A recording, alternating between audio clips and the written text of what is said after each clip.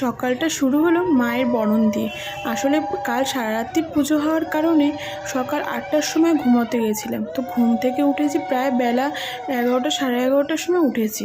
তো ওঠার পর মা বললো আগে ঠাকুর বরণ করে নে, তারপর যা খুশি তাই কর। তাই সকাল সকাল আগে সকাল বলবো না, বেলাতে স্নান করে নিয়ে মাকে বরণ করে সিঁদুর পরিয়ে মুখে মিষ্টি দিয়ে তারপর মাকে বরণ সেরে ফেললাম। তো বরণ সারার পর সবাই সবার মতন কাজে চলে গেল। আর এদিকে দেখো আমি মাকে সিঁদুর পরিয়ে দিয়েছি। তো তার মাকে ভাসান দিয়ে তারপরেই আমাদের খাওয়া দাওয়া হবে, তার জন্য একটু আগে আগেই মাকে বরণ করে দিয়েছি যাতে মাকে নিয়ে তাড়াতাড়ি বেরোতে পারে।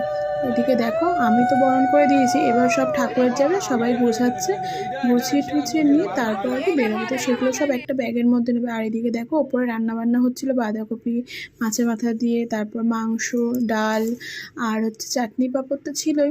তো এদিকে দেখো ডালটাও হয়ে গেছে। আর এদিকে দেখো ওরা এখনও গোছানো কমপ্লিট হয়নি, প্রায় গুছিয়ে যাচ্ছে এখনও, কারণ এখানে অনেক কিছু মানে সাইডে যে ফুল টুল ছিল সেগুলোও সব গুছিয়েছে।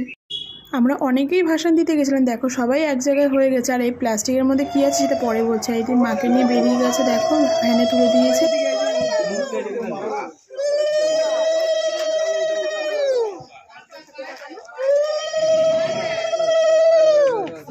এই যে প্লাস্টিকের মধ্যে ওই ফুলগুলো মানে যেগুলো আর কি বাইরে সাজিয়েছিল সেই ফুলগুলো, ঠাকুরের পায়ের ফুল না এগুলো, যেগুলো সাজিয়েছিল সেই ফুলগুলো, সেগুলো ছিলে ছিলে চারিদিকে ছড়িয়েছে। আর এদিকে দেখো প্রথমে আগে ঘর বসা, এদিকে আমার মেয়ে কী করছে খাড়াটা নিয়ে দেখো। তো তারপর প্রথমে ঘট বসান দিয়েছে। আর এত ঠান্ডা, ওরা সব শীতে কাঁপছিল। এদিকে দেখো আবার ঠান্ডা জল ছুটছিল, তো আর কি শান্তির জল আর কি যেটাকে বলে।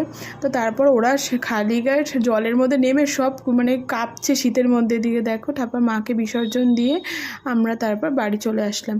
তো এইদিকে দেখো মায়ের বিসর্জন দেওয়ার পর একটু মনটা খারাপ লাগছিলো, কারণ এত আনন্দ করেছি, এত হইহুল্লোড় করেছি, তারপর একটু মনটা খারাপ লাগছে। তারপর বাড়ি এসে ফ্রেশ হয়ে তারপর জামা টামা ছেড়ে তারপর খাওয়া দাওয়াতে খেতে বসে পড়লাম। তো ভিডিওটা কেমন লাগলো অবশ্যই কমেন্ট করে জানিয়ে, ভালো লাগে কমেন্ট সাবস্ক্রাইব করে দিই। টাটা।